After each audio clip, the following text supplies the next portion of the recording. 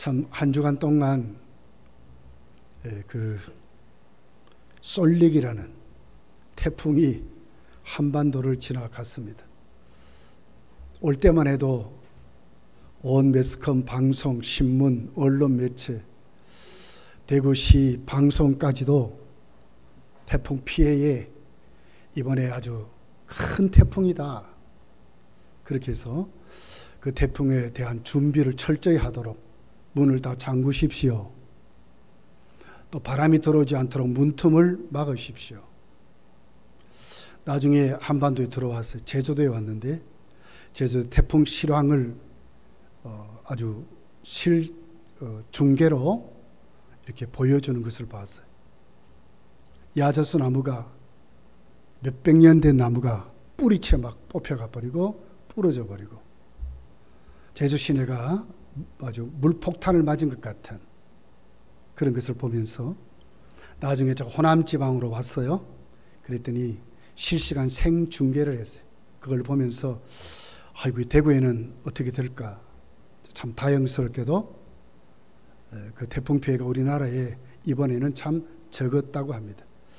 아주 큰 태풍으로 우리가 알았지만은 결국 동해로 빠져나가는 그 태풍은 소멸되어서 없어졌다 하는 뉴스를 봤습니다. 그걸 보면서 여러분, 우리 인생이 그런 것 같아요. 태풍 같은 위기도 우리가 당하면 어렵고 힘드는 것 같아요. 그렇지만 그 위기가 또 지나가면 언제 그랬나 싶도록 우리가 위기를 이겨가는 것이 인생길인 것 같아요. 우리 신앙에 비춰봐도 우리 신앙 생활에도 여러 가지 위기가 찾아오겠죠. 그렇지만 그것이 또 지나가면 언제 그랬나 싶도록 다 잊어먹어버리고 우리가 그 위기를 아무것도 아닌 것 같이 그렇게 취급할 때가 많다고 하는 것입니다. 우리 말씀을 통해서 오늘 이 광풍을 만났던 제자들, 예수님은 어떻게 하셨을까? 신앙인은 어떻게 믿음 생활을 해야 하느냐 하는 것을 한번 생각해 보는 그런 시간을 갖기를 원합니다. 오늘 22절에 이렇게 기록을 하고 있습니다. 예수께서 즉시에 제자들을 재촉하사 자기가 무리를 보내는 동안에 배를 타고 앞서 건너편으로 가게 하셨다고 그랬습니다. 왜 이렇게 빨리 예수님은 함께 가지 않고 우리 예수님이 제자들 재촉해서 그 바다를 건너가게 하셨을까? 그러면서 이 앞에 이 사건이 이것을 해석해 주는 것 같아요. 앞에 사건이 무엇이었어요? 오병이의 기적이 기록됐습니다. 주님 역사하니까 한 3만 정도의 사람들이 먹을 것으로 풍성했던, 주님만 계시면 먹고 마실 문제가 해결됐습니다. 그들은 저분이 누구신가? 너무너무 행복했어요. 살기 어렵고 먹을 것이 없는 그들에게 그날만큼은 진짜 배부르게 먹은 거예요. 나중에 거두어 보니까 먹고 남았어. 너무 배가 불러서 못 먹어요. 그래서 거두은 바구니가 12바구니가 됐더라. 주님께 쓰임받았던 양은 어떻게 했어요? 물고기 2마리, 보리떡 5덩이였어요. 주님이 붙잡고 역사하니까 큰 3만 명이 충분히 배불리 먹고 나중에 바쳐진 것은 비교할 수 없을 정도로 12바구니나 거뒀다. 이것만 있으면 이제 해결되는 거예요. 그런데 예수님이 어떻게 했어요? 그 분위기를 그대로 이끌고 가면 좋겠는데 우리 예수님은 따로 기도하러 올라가시고 제자들은 재촉해서 빨리 그 장면을 모면하도록 그 자리를 떠나게 되는 그런 장면으로 기록을 하고 있는 것입니다. 이걸 그대로 우리가 갖고 와서 이 사건을 그대로 이제 해석을 해보면 특별히 요한복음 6장 14절 15절이 거기에 대한 배경을 상세히 해석을 해주고 있어요. 그 사람들이 예수께서 행하신 이 표적을 보고 말하되 얘는 참으로 세상에 오실 그 선지자다 하더라. 그러므로 예수께서 그들이 와서 자기를 억지로 붙들어 임금으로 삼으시려는 줄 아시고 다시 혼자 산으로 떠나가셨다고 기록했어요. 오늘 이것은 예수님에게 찾아온 위기를 말하고 있는 것입니다. 진짜 잘 됐습니다. 분위기도 좋았습니다. 그런데 뭡니까? 예수님을 미혹하는 것으로 온 거예요. 예수님 이 땅에 왜 오셨죠? 세상의 왕으로 오셨습니까? 빵을 주려고 오셨습니까? 물론 빵도 주셔요. 그러나 목적은 그런 게 아니잖아요. 예수님 이 땅에 오신 목적이 뭐죠? 우리를 죄와 사망과 저주와 심판의 권세에서 구원하시기 위해서, 자기 백성을 구원하시기 위해서 예수님이 구원주 메시아로 오신 거예요. 그런데 사람들이 지금 뭘 원해요? 우리의 문제를 해결하십시오. 저분만 있으면, 지금 저 헤롯이 정치하는 거 보니까 저 안 된다. 로마 정부가 아무리 우리 관리하는데도 이거 안 된다. 그러니 당신이 올라가서 좀 나라를 좀 세워주십시오. 그렇게 해서 우리나라를 정말 부강한 나라로 만들어 주십시오. 예수님의 목적에 완전한 도전이고 위기가 온 것으로 기록하는 거예요. 여러분, 이걸 보면 오늘 우리의 삶이 정말 우리 신앙생활을 잘 비춰보면 형통할 때, 잘 된다고 할 때도 뭐가 온다고요? 그것이 오히려 위기가 될 수 있다는 거예요. 하나님이 나를 세우신 목적, 하나님이 나를 형통케 하신 목적을 잃어버릴 수 있다는 거예요. 예수님은 잘 됐습니다. 많은 사람들이 추앙했어요.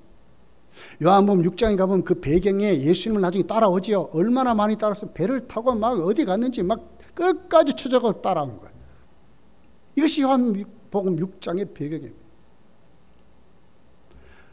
마태복음 4장에 가면 예수님은 사단에게 시험을 받죠.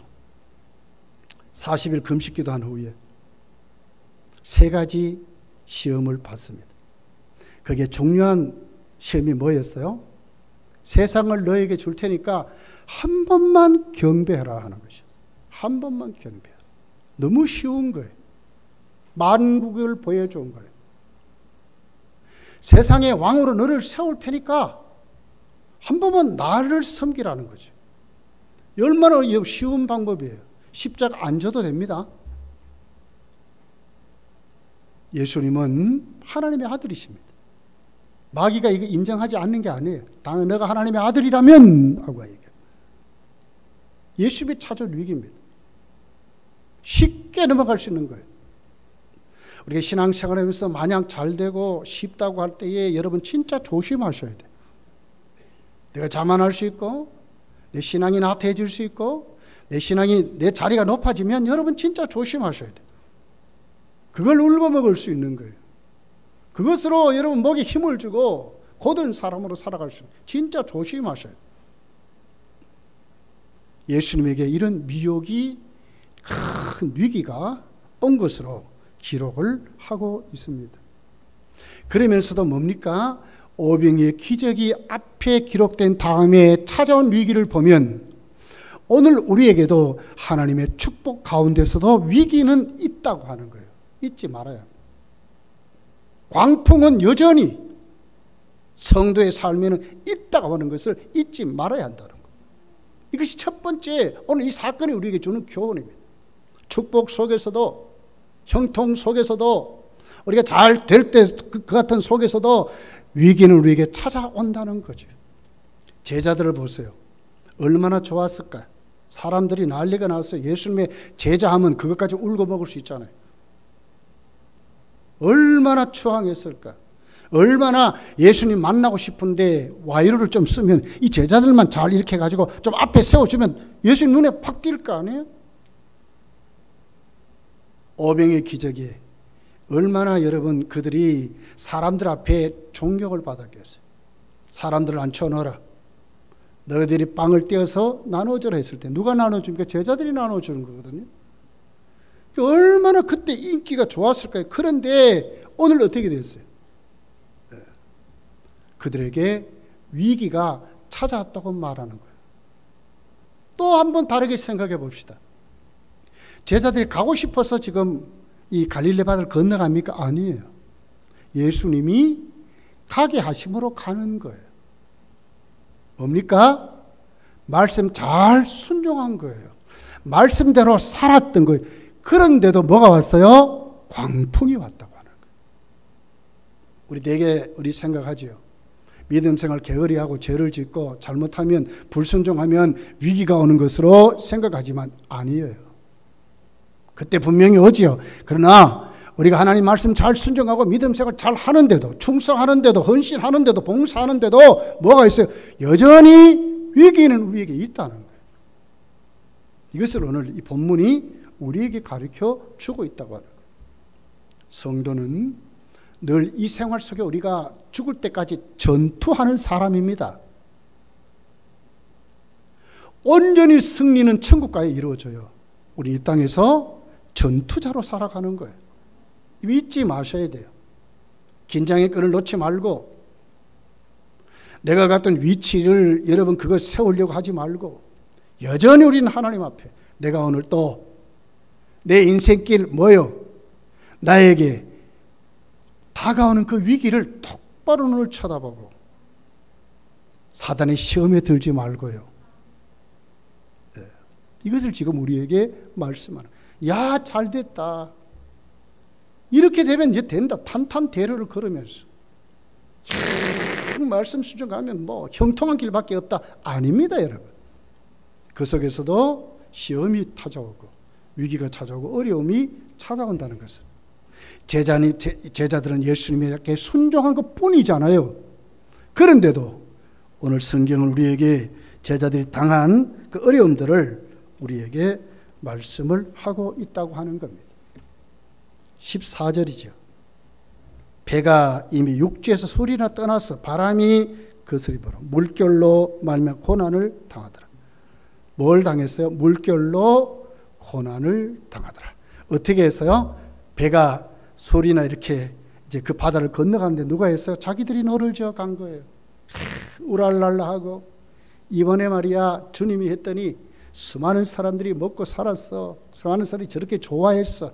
예수만 있으면 돼. 막 이러고 이제 갔을 거예요. 그런데도 불구하고 오늘 광풍으로 그 배에 바람이 불고 거스림으로 고난을 당하더라고 말씀을 하는 거예요.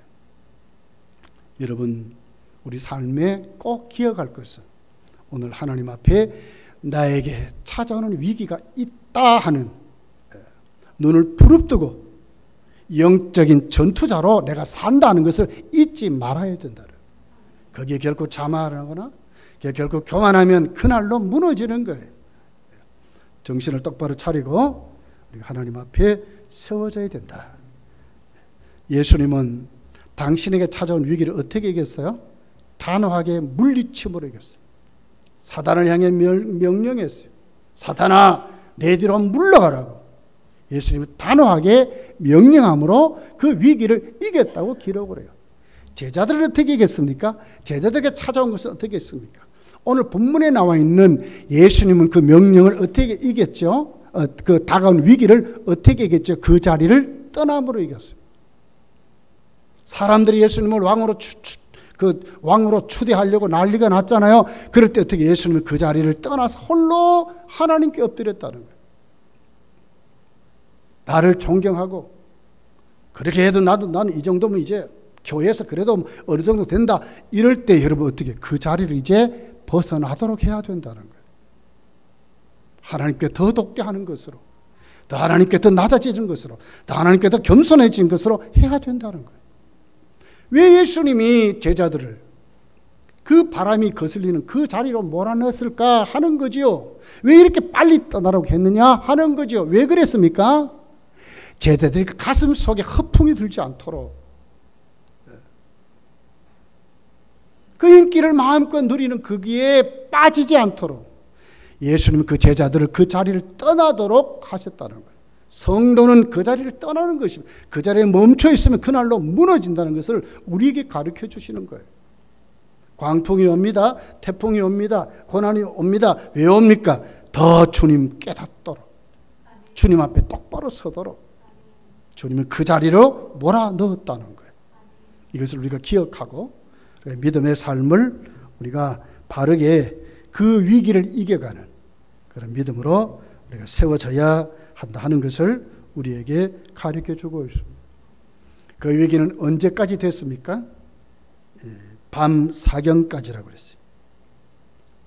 물결이 이래서 고난을 당하는 것이 언제까지입니까? 저녁에 떠났어야 밤 사경은 새벽을 말해요. 새벽 3시에서 6시 사이를 말해요. 그때까지 고난을 당한 거예요. 그렇게 해서 힘들고 어려웠던 말. 제자들이 죄를 지은 거 아닙니다, 여러분. 말씀을 순종하고 잘 수종들은 제자들이에요. 그럼에도 불구하고 고난을 당했다고 그렇게 말하는 거예요. 저는 목사이고 여러분 이 자리에 여러분은 똑같은 직분자들이에요. 그러므로 여러분에게도 목사이기 때문에 다가오는 위기가 있습니다, 여러분. 목사이기 때문에 다가오는 광풍이 있습니다. 여러분도 그 직분으로 하나님 앞에 지고 교회를 섬기면 또 사회생활하면 거기에 대한 광풍이 있습니다. 어떻게 해야 되겠습니까? 그 위기에 어떤 모습으로 세워져야 되겠습니까? 우리 하나님 앞에 오늘도 이 주님이 했던 것처럼 예수님이 제자들을 통해서 세웠던 것처럼 우리도 그 자리에서 하나님 앞에 바른 믿음으로 회복되어야 된다는 것을 우리에게 보여주고 있다고 하는 것입니다. 한국교회는 지금 사실 참 어렵습니다. 또 우리나라도 굉장한 위기가 온 것 같아요. 어떤 분들 경제학자는 그럽디다 IMF 때보다도 더 어렵다고 하고 있습니다. 먹는 것 하는 것 널려 있는 것 같아요. 근데 물가가 비싸가지고 이제 못 사 먹을 것 같아요. 저도 깜짝 놀랐어요. 시장을 갔더니 양배추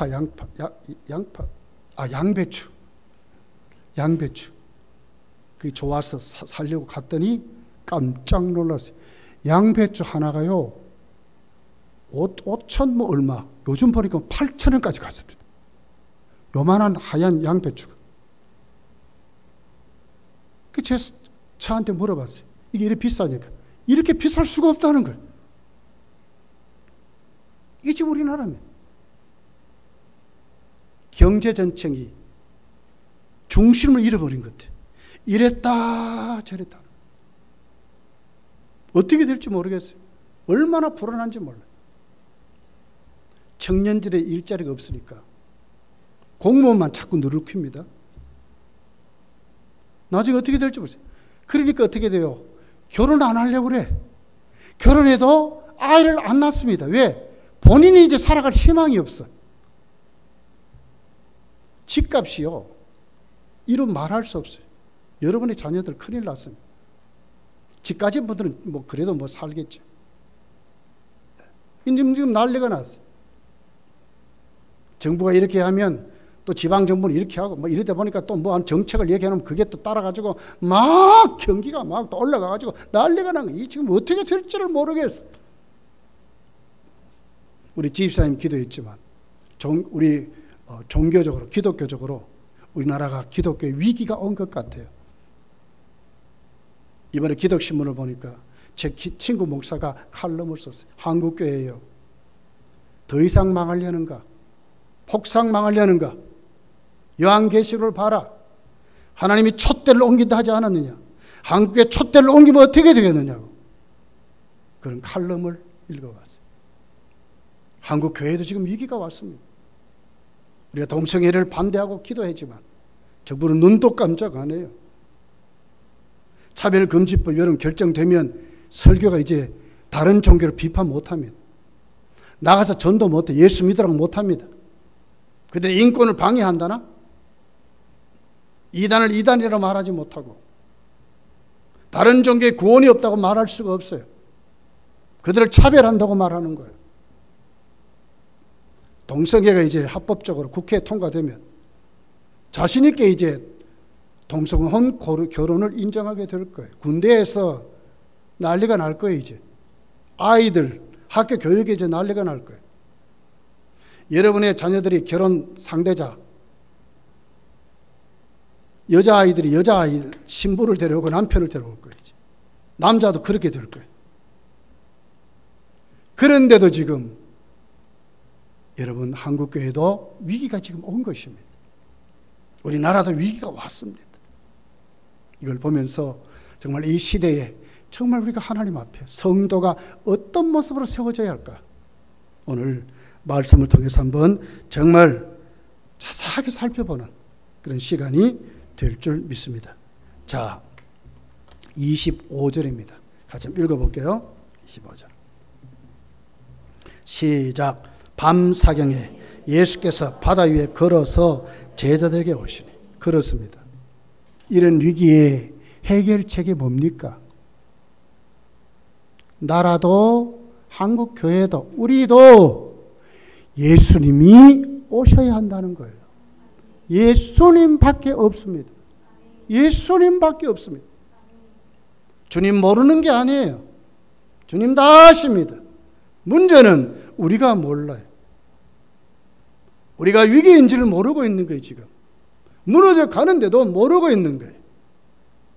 여러분, 예수님만이 밤 사경까지 당했던 그들의 위기를 해결할 자인 것을 우리가 고백하는 것이 순서라는 거예요. 주님밖에 없다. 누가요? 성도가. 세상은 부인하겠죠. 그러나 우리는 예수님밖에 없다. 그 믿음을 우리가 진짜 가져야 된다는 거예요. 진짜 그분밖에 없다는 것을 우리가 믿어야 된다는 거예요. 32절에 보세요. 배에 함께 오름에 뭐가 그쳤어요? 바람이 그쳤다고 그랬어요. 바람이 그치려면 어떻게 해도 예수님 모시는 길밖에 없어요. 예수님이 오시는 것밖에 없어요. 여러분 예수 믿지 않습니까? 예수님 영접했습니까? 그러면 무엇으로 증명할 겁니까? 진짜 주님 영접했습니까? 진짜 주님을 주인으로 인정하고 사십니까? 아니면 뒷방 늙은이나 취급하고 영접했다고 하고는 영접했다 하면서도 주님을 인정하지 않고 그분에게 나오지 않고 그분을 부르짖죠. 그분을 찾지 않으면 영접한 자의 모습이 아니라 다 내가 하면서 내 생각대로 내 방법대로 내가 다 하면서 어떻게 그것이 여러분 주님을 주인으로 모셨다고 하고 있습니까? 그건 잘못된 거 아닙니까? 바람이 어떻게 그쳤습니까? 예수님이 오셔야 그쳤습니다. 어떻게 했으면 그들이 예수님을 모셨을 때 예수님 그 비에 올라오셨을 때 바람이 그쳤다고 말씀을 하는 것입니다. 예수님밖에 없습니다. 주님 내 속에 우리 가정 속에 우리 교회 안에 한국 교회 안에 우리나라에 주님이 모셔지면 그 주님의 치리가 실질적으로 이루어지면 바람이 그친다고 하는 것입니다. 이것이 답입니다. 아이들이 말을 듣지 않습니까? 잘 하는 일이 안 풀어집니까? 문제는 내가 문제입니다. 예수님 믿는다고 하고 예수를 주로 모셨다고 하면서도 다 내 방법대로 하거든요. 내 생각대로 하거든요. 내 계획대로 하거든요. 주님이 주인된 삶을 살지 않거든요. 기도하지요. 근데 그 기도가 왜 힘을 잃어버리고 응답이 안 됩니까? 기도도 해보는 것으로 그치기 때문에 그렇습니다. 진짜 주님만이 해결자임을 믿으면 끝까지 매달려야지요. 해보는 게 아니라 끝까지 그분께 해결 받아야지요. 그때까지 매달려야 되잖아요. 이게 맞거든요.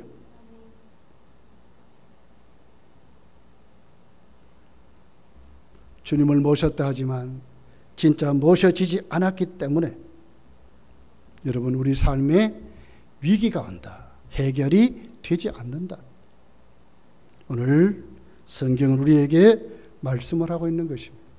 자, 우리 34절, 36절까지를 한번 읽어볼게요. 예수님이 제자들과 함께 바다를 건너서 갔습니다. 자, 34절부터입니다. 시작.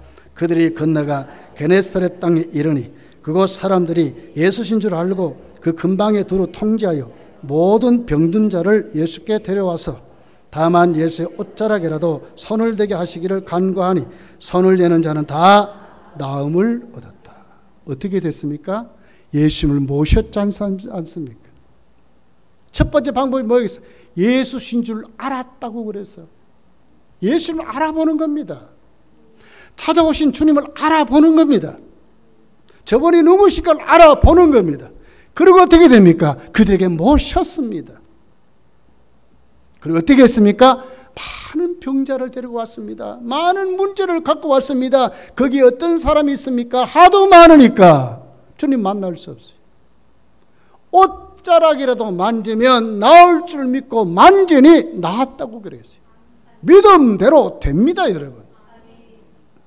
어떻게 하면 예수님 모시고 그분 알아보면 되거든요.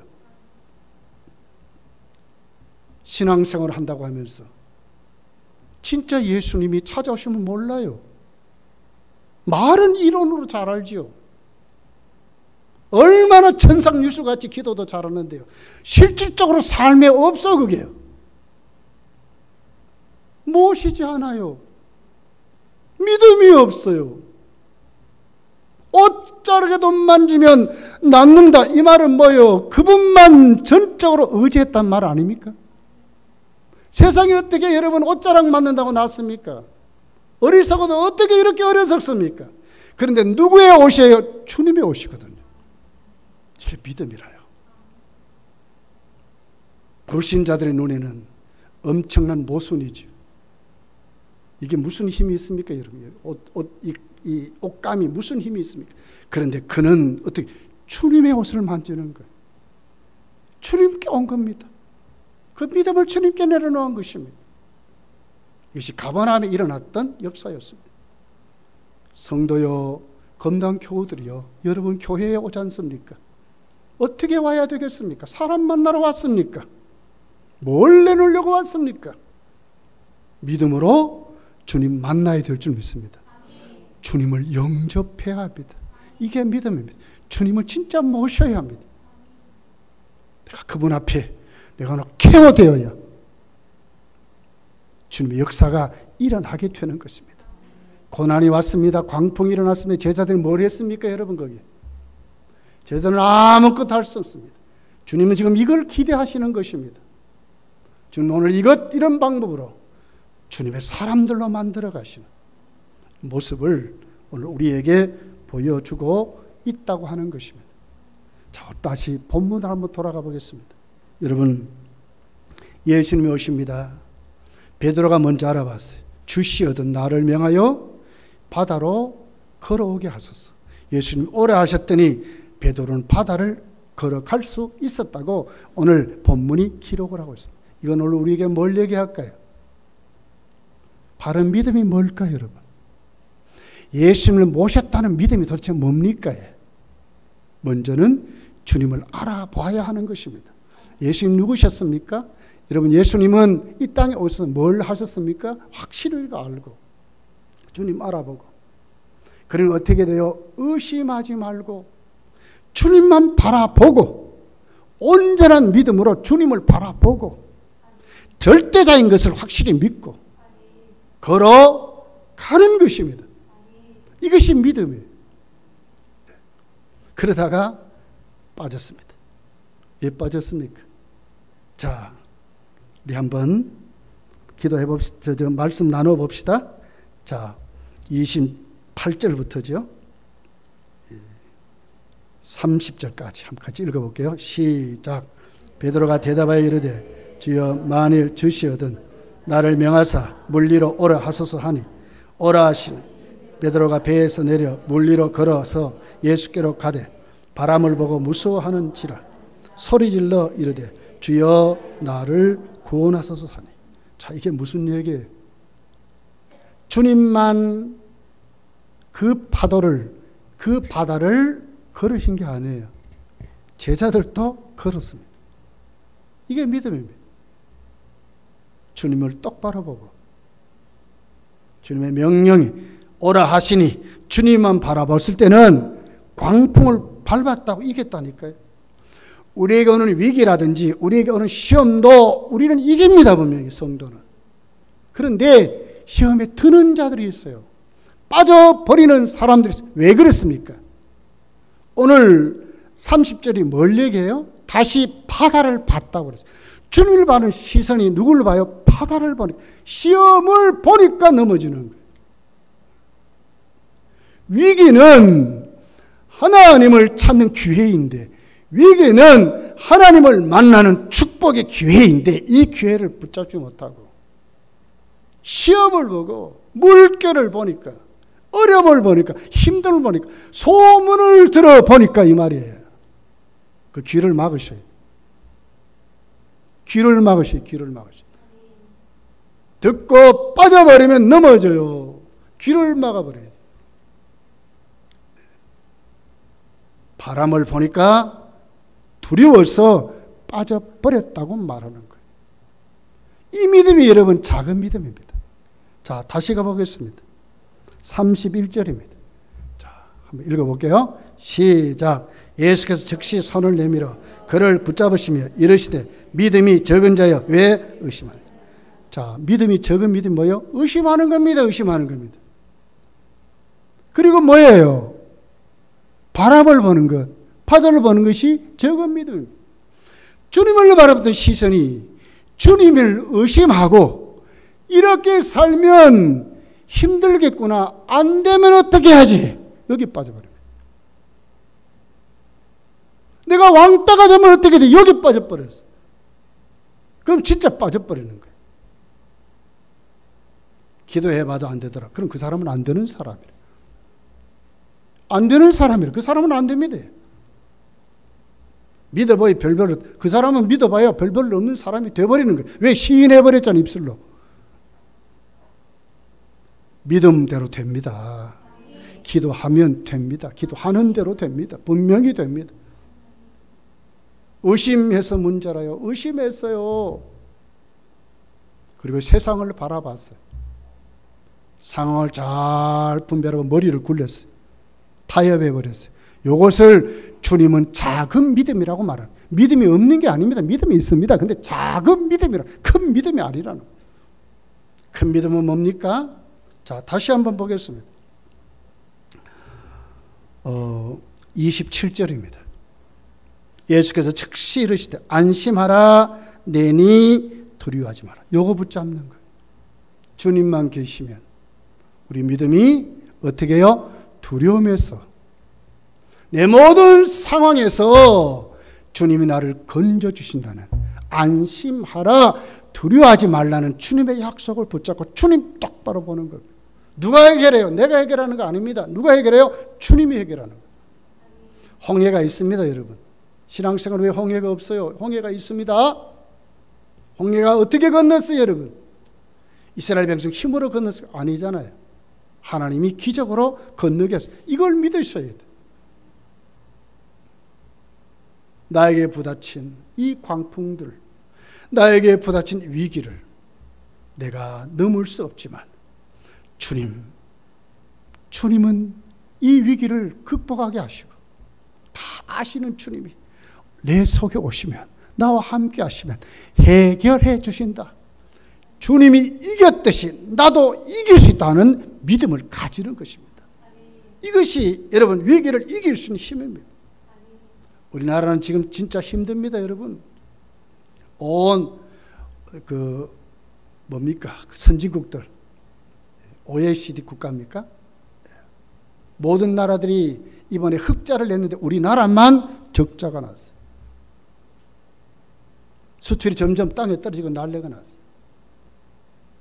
진짜 위기입니다. 지금 우리나라 위기입니다. 교회도 위기입니다. 지금 종교회가 점점 떨어지고, 우리 주일학교 내려가면 지금 진짜 교회마다 지금 큰일 났다고 난리, 아우성이 났어요. 다른 방법은 없습니다. 여전히 똑같습니다. 주님 모시면 이길 수 있는 것입니다. 주님이 눌러 밟고 걸어갔듯이 우리도 걸어갈 수 있습니다. 중요한 것은 의심하지 말아야 합니다. 흔들리지 말아야 합니다. 여전히 주님 찾고 주님 알아보고 주님 모셔야 되는 것입니다. 그 말씀 붙잡고 시험을 보지 말고요, 닥쳐진 어려움을 보지 말고요, 좀 따지지 말고요, 단순하게요. 정말 어린아이가 주님 앞에, 주님 나 아무것도 모릅니다. 주님밖에 없습니다. 베드로가 지금 그러잖아요. 조금 전만 해도 그 광풍, 그 바람에 어떻게 죽는다고 난리가 났는데 이제는 주님만 보니까 이 생각이 없어져 버린 거예요. 주님입니까? 그렇다면 나도 걸어가게 하시오. 나를 오라 하십시오. 여기에 뭐가 있습니까, 여러분? 어린아이 거기에 뭐가 있습니까? 진짜 어린아이 같은 믿음입니다. 오라 하시면 됩니다, 이 말 아닙니까? 계산이 없습니다. 거기 머리 굴림이 전혀 없습니다. 상황이 없습니다. 따짐이 없습니다. 정치가 없습니다. 다신 뭐만 주님과 자기밖에 없는 거예요. 주님 걸으듯이 나도 걸을 수 있습니다. 이것이 믿음이었다는 거예요. 여러분, 우리가 하나님 앞에 오늘 이 큰 믿음, 너희들 왜 참 믿음이 적느냐고 했던 그 주님의 음성에 나도 똑바로 서서 잘 돼도 위기가 있다. 축복 후에도 위기가 있다. 형통 후에도 위기가 있다. 꼭 기억하시고 신앙의 끈을 놓치지 마시고 긴장함으로 오늘도 딱 세워졌어. 몰려오는 그 광풍을 주님 똑바로 바라보고 주님 모시고 당당히 걸어갈 수 있는, 들리는 소문 길을 딱 막아버리고요, 당당히 걸어갈 수 있는 믿음으로 여러분 세워지시기를 열심히 축복합니다. 그러면서도 오늘 본문이 뭘 얘기하죠? 넘어도 져버렸습니다. 시험에 빠졌습니다. 이제 완전히 무너졌다고 합니다. 그런데도 성도는 뭐예요? 기도해야 된다는 거예요. 나를 구원하셔서 그랬더니 주님이 언제 빨리 오셨는지 다 붙잡고 건져주셨어요. 이게 주님이세요. 성도는 오늘이라도 어느 때도 상관없이, 내가 쫄딱 망해도 상관없이 엎드리면 붙잡아 주세요.